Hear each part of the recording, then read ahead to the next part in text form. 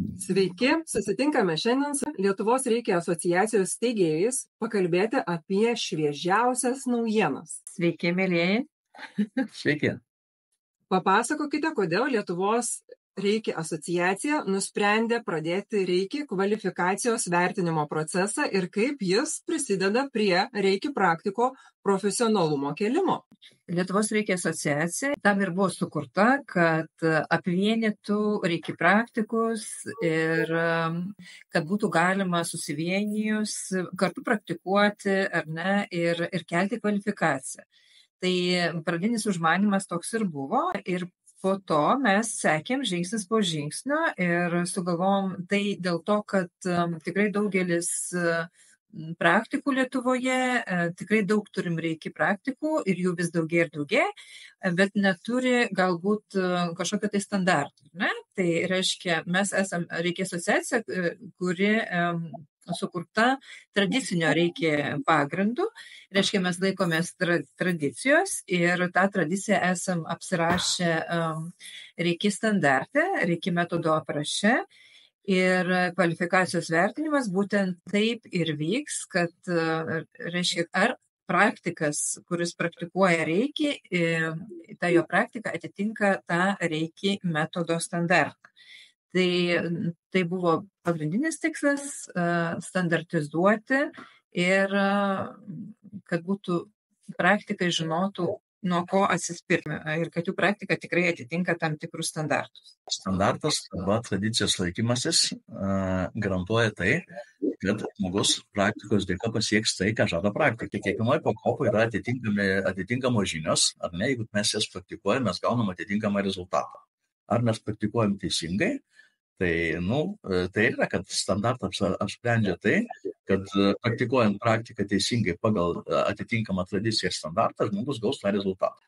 Kuo Reiki kvalifikacijos vertinimas skiriasi nuo paprasto mokymosi ir paprastos praktikos? Kodėl verta atlikti būtent kvalifikacijos vertinimą? Kvalifikacijos vertinimas tai yra tiesiog labai savanoriškas dalykas praktikams, pasitikrinti tai, ką jie jau moka, ką jie yra išmokę. Tai paprastas mokymasis tai yra tai, kad žmogus tiesiog, kuris nori užsiimti Reiki praktiką, jisai susiranda mokytoją, ar ne, kurių yra Lietuvoje nemažai, ir tada eina mokosi pirmos pakopos, antros, meistriškos ir po to praktikuoja. Ir kadangi, kaip ir sakiau, tarp mokytojų, apskritai nėra vieningos mokymo sistemos, ar ne, tai reiškia ir praktikai išmokę pas savo mokytojus, jie šiek tiek galbūt jų metodas išdėstomas kitaip. Ir čia tiesiog yra noras, galbūt daugiau lemia to praktiko noras pasitikrinti, ar jisai tikrai viską yra gavęs ir tikrai praktikuoja taip, kaip iš tikrųjų yra pagal tradiciją, ar ne? Tai būtent kvalifikacijos vertinimas ir yra žinių pasitikrinimas pagal nustatytą Reiki asociacijoje Reiki metodo standartą arba aprašą. Bet tai yra grynai savanoriškas dalykas. Mokymasis tai yra mokymasis, tai tiesiog išmoksti ir praktikuoji. O pasitikrinimas tai yra tiesiog pasižiūrėjimas, ar yra atitikimas pagal standartą. Šitas pasitikrinimasis jokių būdų nepažemina šito žmogaus meistro mokytojo, kuris jį apmokė.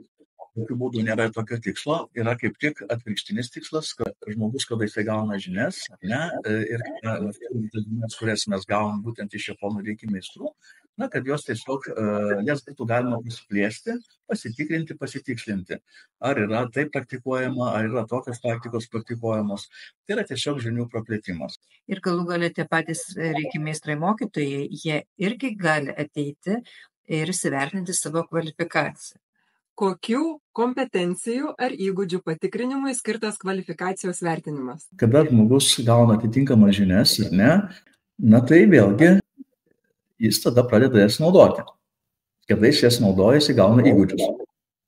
Tai vėlgi, kadangi yra, pavyzdžiui, Reiki seansų metu atitinkami niuansai taikomi, pavyzdžiui, kad ir stebėjimas, sakykime, ar ne mintis, ne noras, ne ketinimas, tik stebėjimas.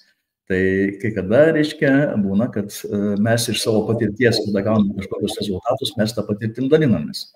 Ir kai kada, sakykime, nejučia mes, reiškia, įnešam ir tam tikrą žmogišką faktorių.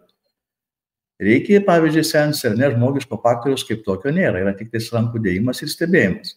Tai va tada, sakykime, tas standartas, toks standartizavimas, reiškia, ne, arba žinių gilinimas ir yra tame, kad žmogus reikia senso metu būtų tik laidininkas ir naudotų tai, reiškia, tą praktiką kaip laidininkas. Reiškia, neįnešdamas kažkokios tai savo mentalinės, emocinės korekcijas, savo noro ketinimo, ar ne? Tai reiškia, pilnas pasitikėjimas šaltiniu, kuris teka per tave. Ir tai yra, būtent tai jau yra įgūdis. Ar ne? Žinios kompetentingai, reiškia, naudojamas duoda gerą įgūdį. Dar noriu pasakyti, kad tiesiog tai bus tiek teorinių žinių patikrinimas, tiek ir praktinių, kaip ir sakė Sigitas, įgūdžių. Kaip vyksta Reiki kvalifikacijos vertinimas? Kokie žingsniai numatyti ir kas tame vertinime dalyvauja? Pats procesas yra sudarytas iš 2 etapų. Pirmas etapas tai yra norintys pasitikrinti savo kvalifikaciją, turėtų užsiregistruoti pas vadovą Reiki asociacijos ir tuomet atsiųsti dokumentus reikalingus, užsiųsti, reiškia, paraišką ir dokumentai. Iš 2 dalių, reiškia, susideda dokumentai, kokie yra. Tai yra tai, kad esi pabaigęs kažkuria iš pakopų ir tai yra sertifikatai kaip įrodymas tam. Ir paraiška užpildoma. Paraišką užpildyti galima keliais būdais. Galima atsiųsti elektroniniu paštu Reiki asociacijos. Taip pat galima užpildyti paraišką ir mūsų internetinėje svetainėje reikiasociacija.lt ir ten taip pat galima prikabinti dokumentus ir atsiųsti. Tai pirmas etapas ir yra dokumentų vertinimas. Juos gauna ir vertina pirmiausiai vadovė, tai yra aš, ir po to persiunčiami dokumentai yra ekspertų grupiai. Tai ekspertų grupės pirmininkas yra Sigitas, bet mes esam 5 ekspertai vėlgi ir dokumentai irgi yra vertinami, pasižiūrima, ar atitinka tradicinį Reiki, kadangi vėlgi pabrėžiu, kad mūsų asociacija dirba būtent su tradicinė Reiki praktika.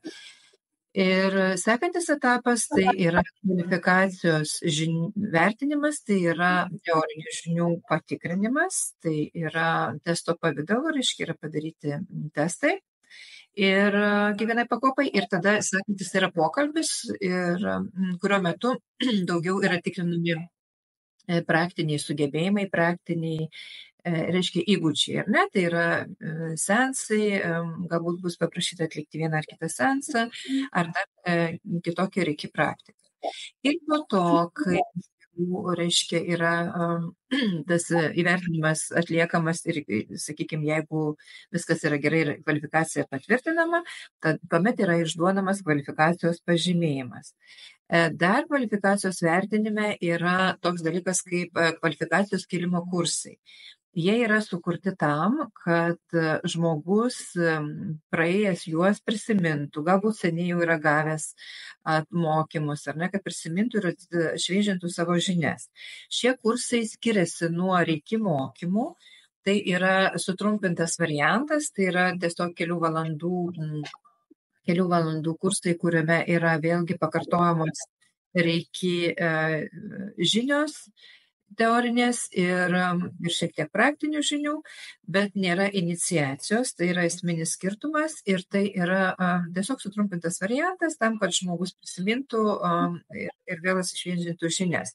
Šituos kvalifikacijos kėlimo kursus žmonės gali praeiti prieš kvalifikacijos vertinimą arba po, jeigu yra poreikis, pavyzdžiui, jeigu negavo to įvertinimo.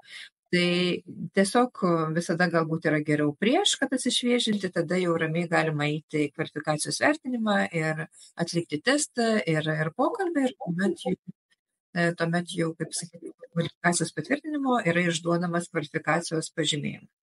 Kas ir kaip ruošia klausimus arba užduotis kvalifikacijos vertinimo metu? Kas paruošia? Buvote užsiminę apie ekspertus. Tai gal dabar ir daugiau apie ekspertus papasakokite. Gerai, aš truputėlį tik tai pasakysiu, kas ruošia klausimus. Taip, tai yra komandinis darbas. Mes turim komandą Lietuvos Reiki asociacijoje. Tai dirba prie to ne tik ekspertai, bet visa komanda, vadovas, pavaduotojas. Tai klausimai buvo sukurti būtent mūsų Lietuvos Reiki asociacijos vadovo pavaduotojo Vytauto. Aš jam ir iš tikrųjų tai yra tikrai kvalifikuotai paruoštas testas ir visom pakopom, o toliau viskas vyksta jau daugiau ekspertų grupėje, tai ekspertai yra apgalvoję ir ne tik apgalvoję, yra tam tikri moduliai paruošti, pagal kuriuos, reiškia, pirmiausia yra mokymo moduliai, ar ne, ir pagal tai yra iškelti reikalavimai, ką turėtų mokėti, ką turėtų žinoti, minimaliai, ką turėtų žinoti Reiki praktikas 1, 2 ir 3 pakopos, ar ne? Ir pagal tai ir vyks kvalifikacijos vertinimas. Reiškia, viskas yra surašyta, viskas yra patvirtinta, reiškia, praktiko profesinės kvalifikacijos pripažinimo tvarkoje. Tai irgi buvo komandinis darbas. Ar yra skirtingų lygių Reiki kvalifikacijos vertinimas? Kaip ir irgi užsiminėt, kad yra, bet gal dabar apie tuos skirtumus, kas yra vertinama 1, 2, 3 pakopai ir mokytojo pakopai? Na tai vėlgi, čia turbūt mes punktų galbūt ir nevardinsime, nes yra 1 pakopos, reiškia, medžiaga, standartas kažkoks, ar ne, ką turi žinoti pagrindiniai dalykai 1 pakopos praktikas, ką turi žinoti 2 pakopos praktikas ir ką turi žinoti 3 pakopos praktikas. Ir ant kiek jis kompetitingai tai naudoja. Na vėlgi, reiškia, tas mūsų standartizavimas tai nėra kažkokie tai tokie rėmai, į kurios mes visus norim įsprausti arba įsprausim. Ne, nes vis tiek kiekvienas praktikas, jisai gavęs, reiškia, iniciaciją ir žinias iš savo mokytojo, ar ne? Tas mokytojas, jeigu jisai yra tradicinės linijos ir nesvarbu, kad jis nėra asociacijai, tai jisai perduoda tas žinias tradicinės, ar ne? Ir jisai plus dar dalinasi ir savo patirtim. Tai vadinasi, tokia sintezė truputėlį gaunasi ir tai yra kūrybinis procesas. Tai jeigu visas tas procesas viskas gerai, reiškia, ir ne, ten jokių įrėmų kažkokio tai statymų taip pat nebus. Nes mes irgi, reiškia, matom ir suprantam, kad tame kūrybinėme procese, ne, gali būti, reiškia, ta pati situacija, ta pati praktika, ta pati technika, sakykime, metodas, reiškia, arba vienas iš jų naudojamas ir truputėlį taip, ar ne? Tai reiškia, visas tas dalykas irgi taip pat ir vertinimas yra kūrybinis procesas. Kiekvienos pakopos. Kuo Reiki praktikas praturtėja atlikęs kvalifikacijos vertinimą? Kokias duris jam tai atveria?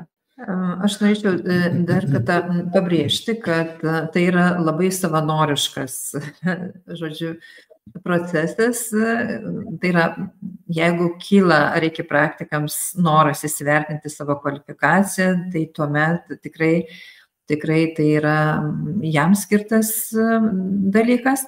Ir dar noriu pabrėžti vieną dalyką, kad kvalifikacijos vertinimą gali praeiti tiek Reiki asociacijos nariai, tiek ir ne Lietuvos Reiki asociacijos nariai. Vėlgi tai yra tiesiog toksai mūsų sugalvotas standartizavimo būdas. Ir ką jisai duoda žmogui, kuris jaučia poreikį, kad jam reikia tiesiog kažko to, kas jau yra apibrėžta, ne, struktūros. Tai tokiam žmogui tikrai labai svarbu pasitikrinti savo žinias, suteikia pasitikėjimą, kad aš jau žinau ir mano žinios yra tikrai geros, aš pasitikrinau ir aš įsitikinau, kad viską aš darau teisingai. Jeigu to nėra, tai tuomet yra gera proga, sakykime, pasipildyti savo žinias, ar ne, galbūt kažkur buvo kažkokie trūkumai, galbūt pasimiršta kažkur, bet vėlgi, kaip ir minėjau, visą tai galima kompensuoti visus tos trūkumus, atėjus pirmiausiai į kvalifikacijos kėlimo kursus, ar ne, ir paklausinėti tų pačių reiškia, ekspertų, nes kvalifikacijos kėlimo kursus veda tie patys ekspertai. Tai iš karto galima tikrai daug paklausinėti ir tada, kaip sakyti, užsikamšyti savo kažkokias tai gal skilės ir žiniose. Ir tuomet žmogus tikrai jausis daug geriau, jis labiau savim pasitikės. Ir jeigu tai yra praktikai, kurie teikia paslaugas, tai yra lieka reikia seansus, pasakyti praktikas kitiems žmonėms, tai yra dar vienas jų kvalifikacijos įrodymas, juolab, kad mes išduodame labai gražiai atrodančius ir tvarkingus kvalifikacijos pažymėjimus ir tai tikrai dar vienas įrodymas, kad žmogus rūpinasi savo kvalifikaciją ir yra testuotas, įvertintas tikrai labai kompetitingos Lietuvos reikėjų asociacijos ekspertų grupės, kur dalyvauja ekspertai yra tikrai ilgametę patirtį turintys reikėjų praktikai, tai visi jie yra reikėjų meistrai mokytojai. Tai tikrai pasitikėjimo priduos. Ir aišku, tai nėra, vėlgi nereikia maišyti, kvalifikacijos vertinimas, tai yra tik tai reikėjo asociacijos vidaus, sakykime, projektas, ar ne? Tai susiję su jokiu licencijavimu ir tikrai tai nėra leidimas arba neleidimas dirbti. Tiesiog tai yra savanoriškas procesas, kuris leidžia žmogui pakelti savo kvalifikaciją. O taip pat ir turbūt ne tik mums, bet ir visiems reikia meistram mokytojams rūpi, kad jų mokiniai šitą praktiką atitiktų kokybiškai. Kaip kvalifikacijos vertinimas gali padėti reiki praktikui jaustis labiau užtikrintam savo veikloje ir santykiuose su klientais? Tai jau čia beveik ką sakėm prieš tai, ar ne, klausime. Tai vėlgi daugelis dabar ateinančių mokytis reikia praktikos, kaip ir visose kitose srityse, jie ieško informacijos, ar ne, apie tai, koks jo mokytojas. Labai daug, aišku, ateina pagal rekomendacijas, tačiau vėlgi, kai yra tikrai mūsų puslapyje viskas surašyta, ar ne, kokie yra ekspertai, ką gauna, ar ne, iš kvalifikacijos vertinimo. Žodžiu, žmogus, kuris gali iš anksto susipažinti su tą visą informaciją ir pasirinkti, labai sąmoningai pasirinkti, jisai iš karto jaučiasi kaip užtikrinčiau ir jisai galbūt iš karto renkasi tai, kad aš iš karto sužinosiu tiek, kiek man reikia ir mano žinios atitiks tą mūsų jau nustatytą standartą ir tiesiog jau tada nebereikės kažkur tai eiti, ten dar papildomai mokytis, ar aišku, mokytis papildomai visada yra gerai, tačiau gaunant bazinės žinias iš karto kvalifikuotas, tai yra tikrai geras jausmas, ar ne? Na, be abejo, sakykime, kada žmogus praktikuoja reikia praktiką, kada jisai daro kasdienius reikia seansus, pavyzdžiui, savo, kada jisai sąmoningai laikosi 5 reikia principų, o kas yra, reiškia, informacija, ne tik informacija, bet ir praktika duodanti pokytį, šitom žiniom jisai gali dalintis netgi ne su reikia praktikais, bet su savo, sakykime, tai žmonėm, kuriem jie padeda, kurie daro reikia seansus. Ir jeigu tie kiti žmonės taip pat naudos kasdieninėje praktikoje, pavyzdžiui, 5 reikia principus gyvenimiškus ar ne, jie pasieks be abejo gero rezultato savo pokytį. Koks yra reiki etikos kodeksas ir kaip kvalifikacijos vertinimas yra susijęs su šiuo etikos kodeksu ir kaip reiki praktikos kokybė yra užtikrinama? Irgi daug labai kalbėjote apie reiki praktikos kokybę, bet niekada nebus per daug šitos temos. Na taip, etiniai, sakykime, principai, jie pas mus taip pat yra aprašyti. Į tos etikos principus eina ir 5 reiki principai, kaip jau ir minėjau.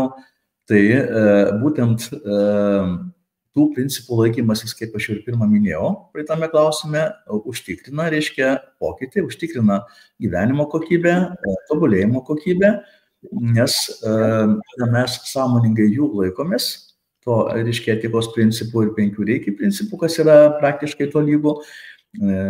Vadinasi, tiesiog sakau, reiškia, žmogus gali keisti savo gyvenimo kokybę įvairiuose lygmenyse, mentaliniam, emociniam, savo fiziniam lygmenį, o tai atsispindės ir jo bendravime, gyvenimo kokybėje, jo sveikatoje, sakykime, ir visose įvairiuose kitose aspektuose. Ir būtent kvalifikacijos vertinimui vis tiek praktikas turės pasiruošti, ar ne? Ir vis tiek tai yra kaip ir atsišviežina tos žinios, kad kokių